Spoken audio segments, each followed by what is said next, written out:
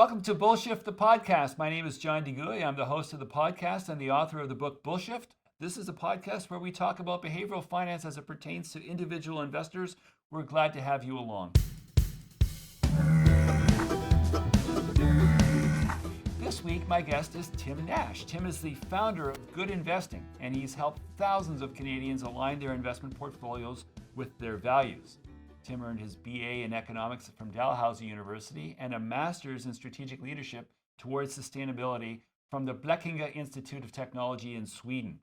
As an expert in socially responsible investing, sustainability, and impact investing, he's regularly featured in publications such as CBC, BNN Bloomberg, and the Globe and Mail. Tim is the host of the Responsible Investing for a Sustainable Economy, a weekly podcast that is done through the Toronto Star. Tim, thank you so much for joining me today. It's my pleasure. Thanks for having me on. Maybe we could just start by having you give our listeners a quick overview of what is ESG investing, which is environmental, social, governance investing, and perhaps compare and contrast that with the other thing that we talked about in your intro, which is impact investing. Can you maybe compare those two? Yeah, totally. So there's a lot of language around this stuff, and I know it can get a little bit confusing. So the way I like to talk about it is sort of there's a big, broad kind of umbrella term that we use, which is either responsible investing or I call it sustainable investing. You know, that encompasses a whole bunch of different approaches. I kind of divide them up into what I call doing less evil versus doing more good. So on the doing less evil side, you know, really we're trying to earn those market rates of return, you know, broad diversification, but do it in a way that is more aligned with our values. So we can either use negative screening, or we sometimes use the term divestment, you know, to exclude companies from the portfolio. We can use ESG analysis, this idea of environmental, social, and governance analysis, to be able to kind of give companies a sustainability score and then incorporate that into our investment decision-making. And we can also use shareholder engagement. So rather than divestment, where we're kind of selling the shares and washing our hands with it, with shareholder engagement, the goal is actually to own shares in the company and then to use our voice as a shareholder to push that company in a more sustainable direction. The impact investing piece, which I get so excited about, it's probably my favorite strategy, falls under what I call the doing more good banner, where really I tend to start with this idea of thematic investing, or these sort of green themes, where this is still public market stuff, where we're looking at investing in renewable energy or clean technology or water infrastructure or women in leadership. You know, these are all sort of different themes that we can, you know, carve out part of our portfolio for. And then impact investing is the real sort of grassroots, crunchy granola stuff. This is where we're looking at green bonds and community bonds. It typically is more in the debt space where, you know, we're loaning money to nonprofits and co-ops and sometimes governments and corporations, but specifically earmarked for projects that are going to have that positive impact. So, you know, it might help a nonprofit buy a building. It might help, you know, a company build out renewable energy to be able to power their factories. So really, you know, the ESG side of it is really this kind of doing less evil approach, usually public markets, but the impact investing is a lot more grassroots, where we are investing primarily for impact first, in a way that really does have that positive impact. It's great. That's a wonderful way to explain it, and I've never heard anyone explain it in terms of do less evil and do more good. And I'm gonna steal that and use it going forward. It's really useful. Can you maybe I think you would know probably better than most people. What's the penetration right now? Like as a market share, ESG and impact investing, is that sort of like 1%? Is it rounding to zero, or is it more like 5 or 6% of the market share? Well, it depends how we define it. You know, the broadest definitions would include signatories of the UN Principles for Responsible Investment. Now, this is a voluntary body, but this includes all of the major pension plans and all of the biggest asset owners. Certainly in Canada, I can speak to, you know, Canadian Pension Plan, Ontario Teachers Pension Plan, Caisse de dépôt et placement à Quebec. You know, these are all major asset owners, and they're all doing this stuff. So, you know, if we're looking at it from this broad lens, it's actually more than half of assets in Canada are invested with some type of lens. You know, I'm more focused on the retail market, so I help. That was my question. My question. Everyday investors do this, you know. So here we are looking at, you know, probably somewhere in the ballpark of about 1.5% to 2 or 2.5% of assets specifically in those types of funds. But I'll be honest, it was probably a year ago that I looked at those metrics, and it has been steadily climbing. I mean, the ecosystem has just grown so much. When I started doing this 10 years ago, there were only a small handful of products on the shelf. And now every major bank and credit union and financial institution has at least some type of responsible or sustainable investment option. And even though that is the case, do you think investors today are still thinking enough about environmental, social, and governance issues? I mean, yes, I think we're thinking about it. I think there's a big gap in terms of actually doing anything about it with our investments. That a bunch of surveys have been done. There's a great group called the Responsible Investment Association here in Canada. And what they routinely find that usually about 2/3 of Canadians care about social or environmental issues as it relates to their investments. That I think Canadians understand that these things matter and are important. Unfortunately, the actual implementation of incorporating that into your investment portfolio is a lot further behind the curve. That I think there are a lot of people that want to do this and are thinking about doing this, but it can feel challenging or difficult to actually make the shift and change the investment funds that you own. And I want to be clear, it's not a major shift. We're not talking about a wholesale new strategy. This is still very simple, standard stuff. The investment funds have a very similar return profile, very similar risk profile, but we're just starting to use some of these new criteria. So again, I think there's a bit of an education gap where people think it's a lot harder or scarier than it actually is. I'm wondering if you could be so kind as to offer your thoughts on a word that is familiar with you, that you use all the time, but some of the listeners may not have heard, and that's the word greenwashing. What is your take on the concept of greenwashing? How prevalent is it? How concerned should we be, if at all? Yeah, so this is the biggest buzzword right now, as it relates to sustainable investing is greenwashing. And greenwashing is a very old practice that's been around for a long time, but it's usually assigned to companies who are marketing their products as greener than they actually are. So really the best example I have is back in the day, the notion of organic food. That in the 1990s, a lot of different companies started calling their food organic because, hey, all food is organic matter, right? But then obviously we had some standards and we had the certifications come online such that now there are real strict criteria about what is organic and what is not. There's a lot more clarity within the market. But before that certification came through, a lot of companies were greenwashing and claiming their products were greener than they actually are. From an investment context, what this means is, again, we don't quite have the taxonomies and the certifications in place yet. It's still a little bit of a Wild West, which means that these fund companies can advertise their funds really however they want. And some of them might use terms like sustainable or responsible, but, might not go as far as some clients expect them to go. So this is where it's really tricky because I don't think any of them are outwardly lying. Like, is greenwashing happening? Like, well, arguably, no, it's not like they're, making claims that aren't true. However, there is a lot of marketing and spin around this. And that I can't tell you how many clients I've worked with who thought they were buying something that was branded responsible or ethical. And then they open it up and when they actually look inside, they see companies in there and they're pulling their hair out and it just makes them want to gag because they would just assume that some of these companies would never be inside of an ethical or responsible fund. So really, to me, again, it's this education gap. And I think that one of the issues with the education gap has led to these criticisms of greenwashing when a fund says you can do well and change the world.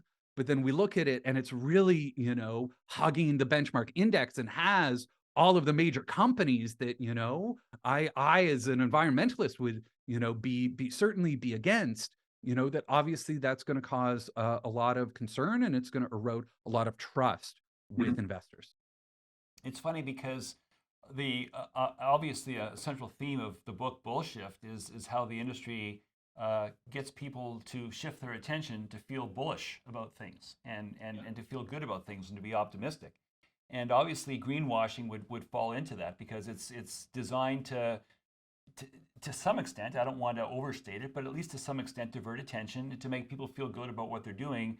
And the impact that they're making might not be entirely in line with the impact that they're hoping to make or expecting to make. And that's part of the problem.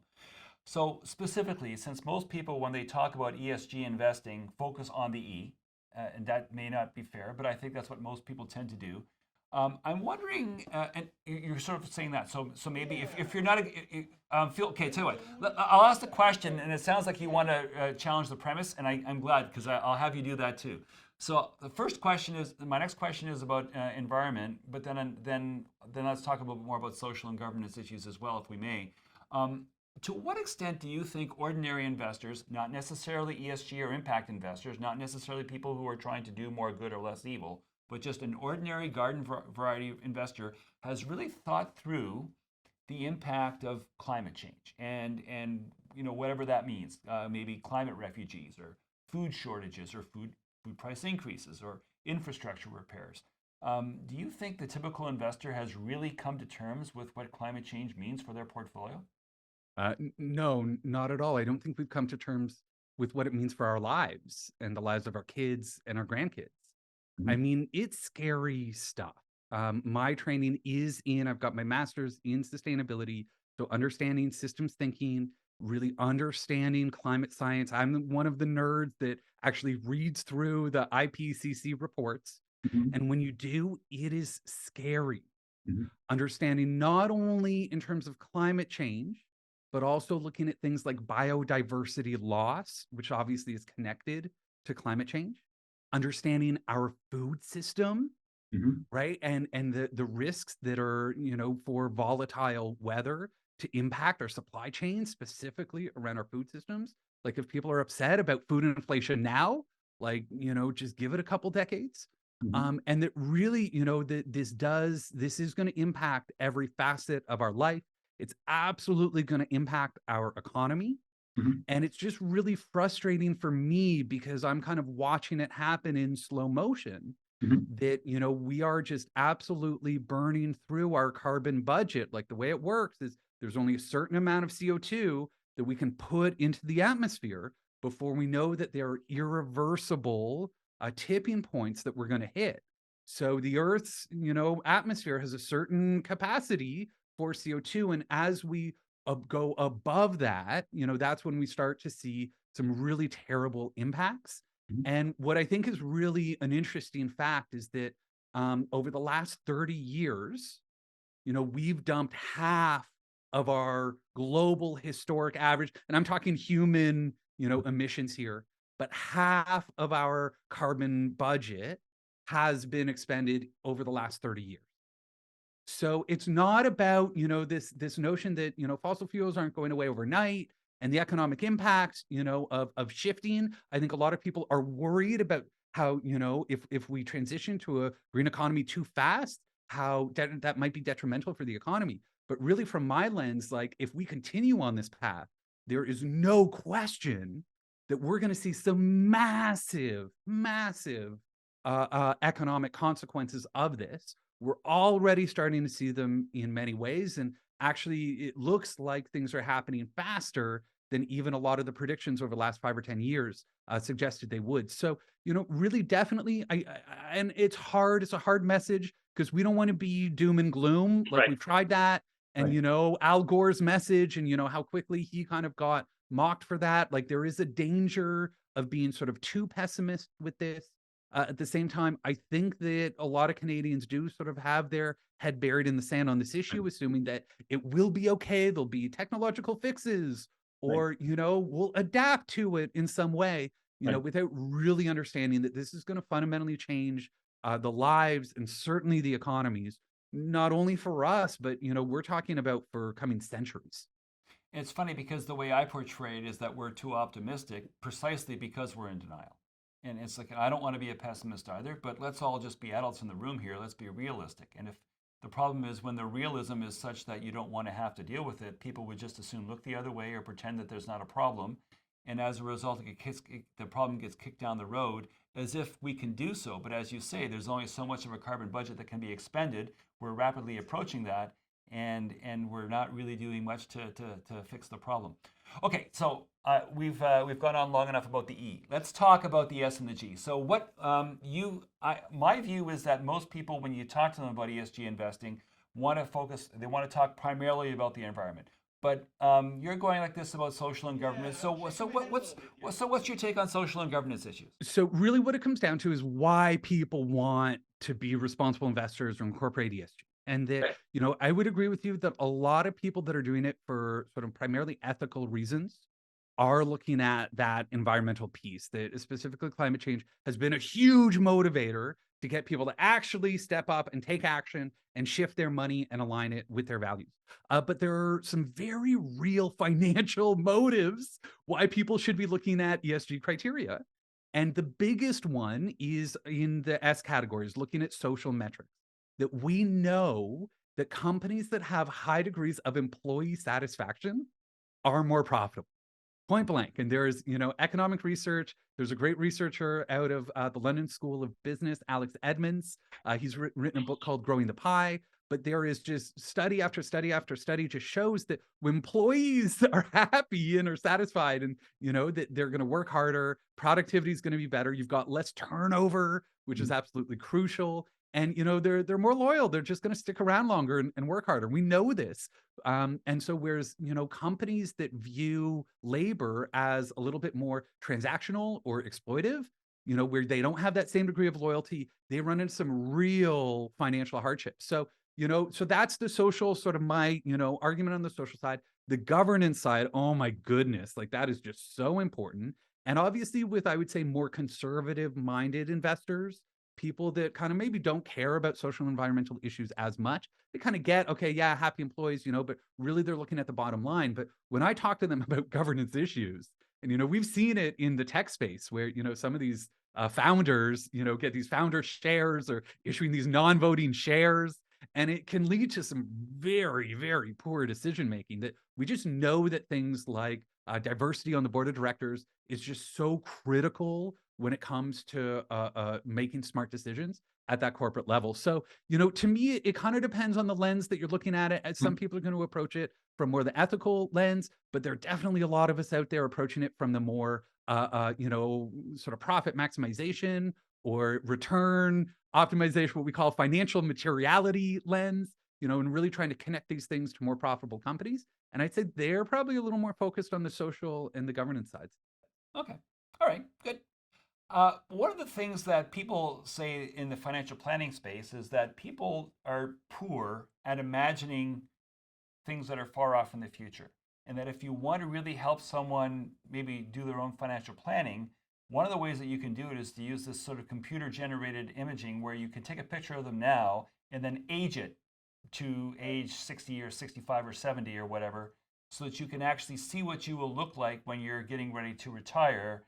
And now talk to me about what you want to retire with, Mr. Jones, and what your retirement lifestyle is going to look like. I'm wondering if there's any kind of a similar way that we could do things with the planet. If we could actually get people to say, this is the Earth in 2023, and if we continue down this path, this is what the Earth is going to look like in 2043. How do you like me now? Well, What I do you mean, think? I'm no doubt images play such a critical role when it comes to psychology. Uh-huh. And, I would really point out on the environmental side, two images. One is the first image of the round Earth, the Yeah. blue marble image from Earthrise. Yeah. space, where for the first time, whoa, like this idea of spaceship Earth.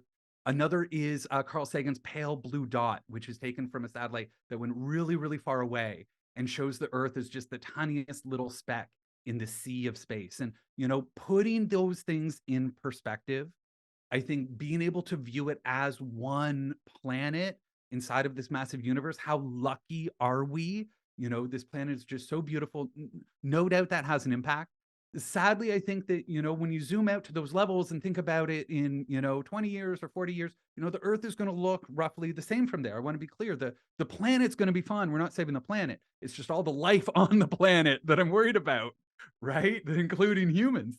And Right. so rather than, looking at it through that planetary lens, I think it would be really effective to actually show people photos of their kids and their grandkids as adults and really showing them, imagining, because the most impact that I've had talking to people about this is not, they don't necessarily worry so much about themselves, right? But when I ask them, if you're saving for your kid's education, what is the economy you want your kid to retire into? Or you're now a grandparent and you're starting to think about legacy planning. And it's like, what is the world that you want your grandkids growing up in? Mhm. That is when I think it really hits home that, this is bigger than us. This is really about, the actions that we're taking now are going to have this impact for decades and for centuries to come. So to me, I would love to show people images of their grandkids grown up. Okay. And it's like, what is the world you want your grandkid to have in the year, whatever, 2060 or 2100, and because right now the path that we're on paints a pretty scary picture for what our grandkids are going to have to endure. So to me, that's the approach that I would take. I don't know how well it would work, but I think that visuals can be really, really powerful. Right. And that would be my first attempt at it. Good. Well, I'm like you. I keep on thinking about, well, how can we get people to actually make it real for them? And I struggle with the same sort of thing because you can tell people and they'll say, oh, yeah, yeah, I get it. But you can tell by the way they're reacting that it's a superficial comprehension. And I mean, sadly, so many Canadians are now experiencing these climate risks. Right. I've had a lot of people from BC, they've had some terrible fire seasons. And it's now like a lot of Yeah. my clients have, a bag, their emergency bag that's packed up and ready to grab and go, due to these types of impacts. So I think that, it is starting to hit closer to home. Mhm. But I agree with you, what keeps me up at night is this question of how bad does it have to get Right. before people really clue into how bad it really is. So maybe one because of your masters and the work that you've done, I can talk to you about externalities because some of the guests I talk to would say, "What are you talking about?" But you would know all about externalities.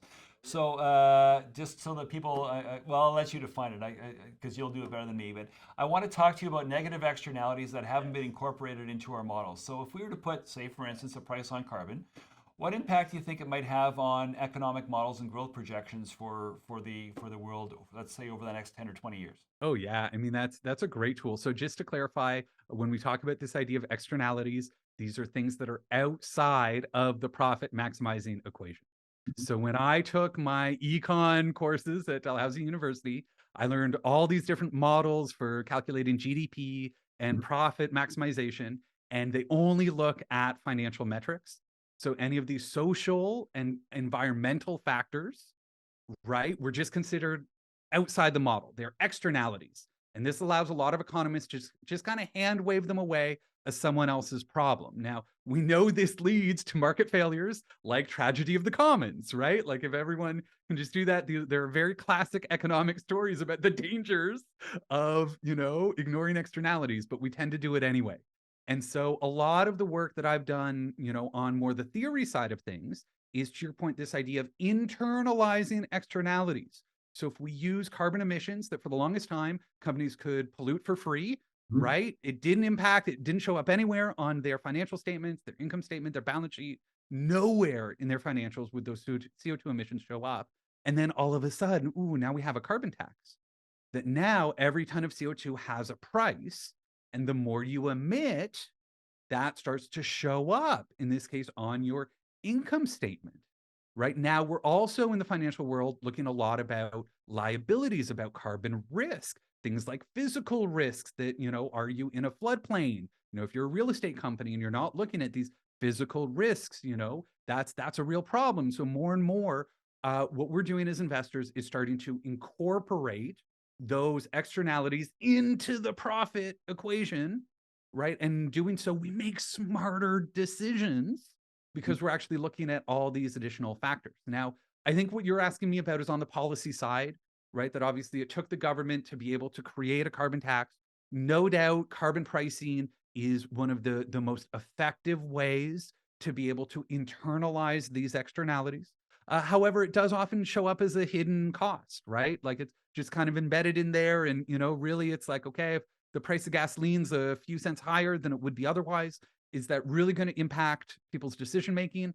As economists, we would say, yes, of course. There is a demand curve to this. And even though it's, the gasoline is an inelastic demand curve, that over the long term, it's going to encourage, substitution and innovation and alternatives and things like that. So there's a lot of economic theory around this idea of pricing in these risks. That said, it takes a long time. Once a price is established, first Mhm. of all, the price has to be high enough such that it does impact the equation. And I would say right now with the price of carbon, I think it's lower than where it needs to be.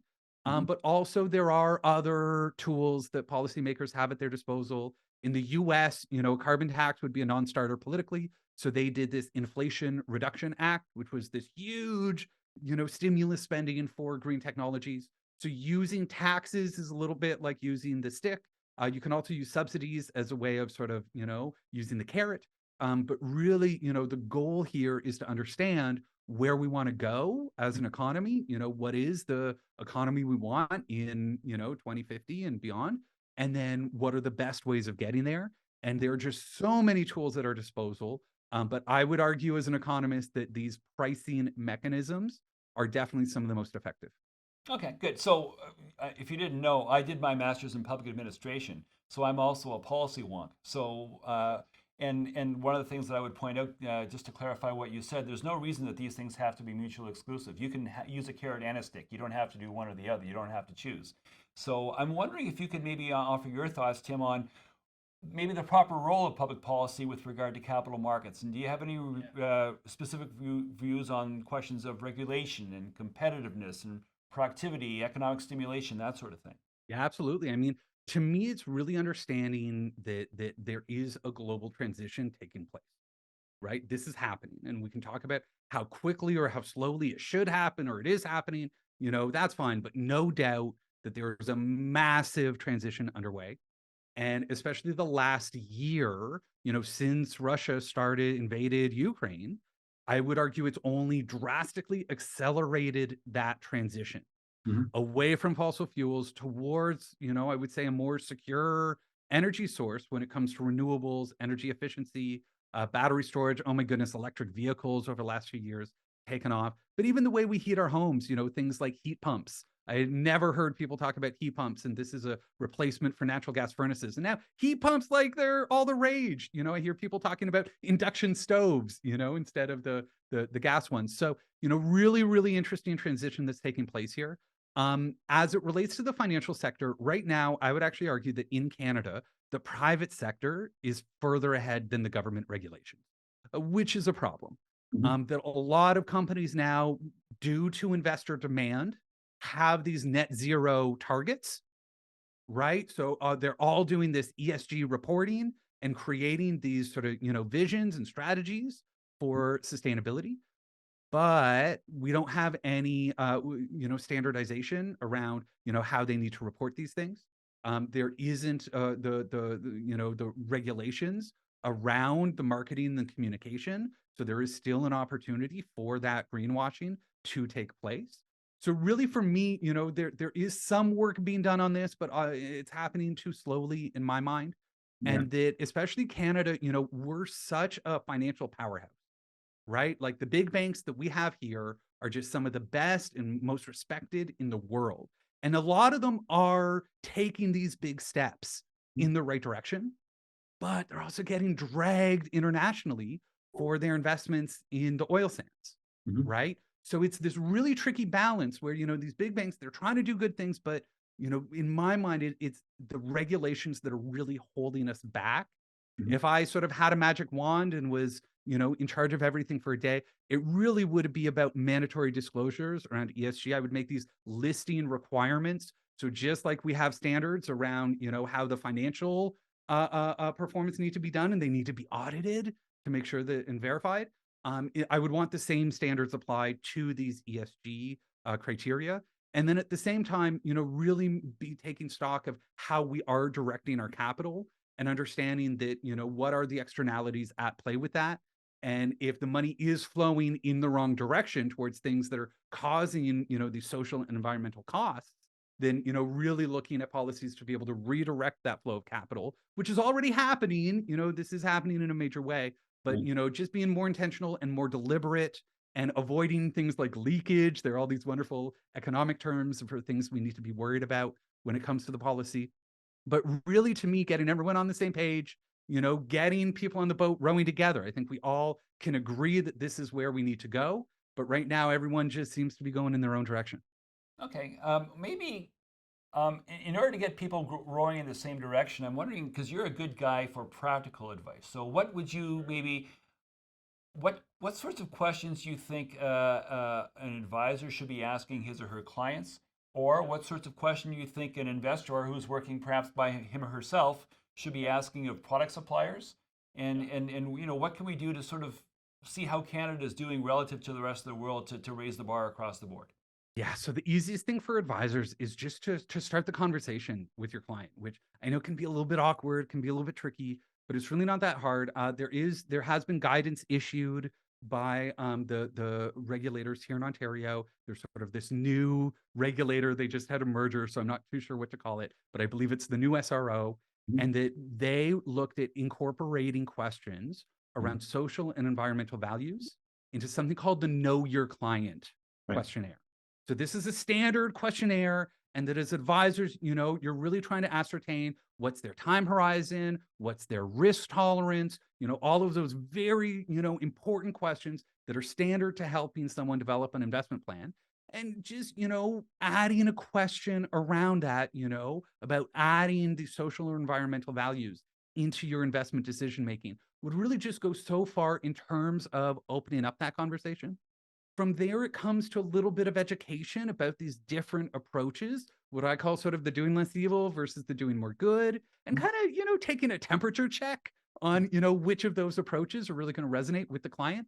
And then, really it's getting your clients in products that are going to help them achieve their financial goals first and foremost. Like that's your number one job. That's why, advisors get hired. But this day and age, it's really easy to do it in a way that does properly reflect a client's social and environmental values. So I was going to say, I frequently ask those questions, and I have been doing it for some time. And what's interesting with me is that it's not exactly binary. It's not. There's not even parallel issues. What I find is that people are either very much concerned about these values-based things, and they want to engage in an ESG sort of approach, or they're indifferent. There are not people who are actively opposed to an ESG approach. It's either I'm on board with it or I don't care. And to me, what that means, and this is important for the work that you do and the work that advisors do in general, is that it actually opens the door for more of an ESG approach than we think, because people will either thank you for it or they won't care. But at any rate, they're not going to punish you. And so as a result, there's an opportunity to pursue and as you say, it's basically agnostic with regard to returns as well. It's not like the risk or the return are going to be changed in either direction in a material way. All you're doing is, voting your conscience and investing in a way that is where your heart says you should be doing things going forward. That's it. So, really to me, it is a no-brainer for advisors. I understand there's some trepidation and, it can feel awkward, especially if you don't share those political ideals or values. But really, it's about letting your stuff, at the door. It's about the client. It's about what they want. And by doing this, what you're doing is you're just building so much trust that, as you said, the client thanks you for opening the door to that. And if you can connect with them and put them in product that do align with their values, I mean, you've got a client for life, and they are going to be singing your praises and making recommendations to their friends and family, which obviously is what every single advisor wants to grow their business. Great. All right, Tim. So we're at the end here where we get to the point where I ask my two favorite questions, and my segment where I have two things where I like to do. The first is a segment that I call "That's Bullshit," and I want you to tell me what you think is bullshit in the financial services industry. What is sort of keeping you up at night and having you say, "I don't really think that's what's right." What would you point to as being a problem? Yeah, I think that the Canadian stock market, Canadian industry really has a bit of an obsession with extractive industries. I understand that we've built our sort of economic history on, oil and gas and mining specifically. But Mhm. we also have to reckon with the fact that so much of that was based on exploitation, land theft internationally, like so many international mining companies listed in Canada. So we really do have a dark history when it comes to ESG issues in Canada. And so to me, for so much of the industry to be doubling down on that because we've been doing this for the last 30 years or 40 years is, we should go even heavier into that. To me, that's bullshit. Okay. And the second half then is shift happens. So if it was up to you, if Tim Nash had a chance to fix the bullshit that he just identified a moment ago, what would you do to change things to make them better? Um, I think it really would be about shifting the goal of our economy Mhm. away from something that is primarily focused on growth and Mhm. sort of growth at all costs, Mhm. and shifting those goalposts to something a little bit broader, whether it's this notion of well-being or happiness. But it's understanding that to me, money is a means to an end. It Right. is not the end in of itself, but the way our economy is currently structured Mhm.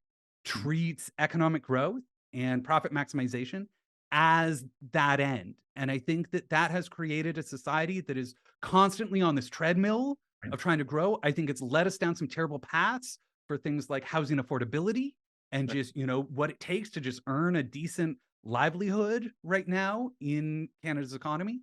And if we could just simply have, economic growth being put alongside social cohesion, belonging, community, and certainly, protection of our environment, enjoyment of nature, good air quality, good water quality. To me, those goals should really be put together. Right. And that would be my big shift. Perfect. It's funny because that little 1 minute synopsis is a perfect synopsis of the last two chapters of Bullshit, because that's very much the way I came down on the subject as well in the end. So thank you so much for that. Tim, it's been a pleasure. It's always great talking to you. You're a wealth of knowledge and a wealth of information, and you bring a perspective on an important subject that not enough people are talking about. And so I'm so glad that you could join me today. Well, thank you so much. It's a pleasure to be here. John DeGooey is a portfolio manager in Toronto and the author of the book Bullshift: How Optimism Bias Threatens Your Finances. Bullshift is available online and in bookstores everywhere. The opinions expressed in this podcast should not be construed as investment advice. Bullshift, the podcast, is produced by TalkShoe, a division of IOTM.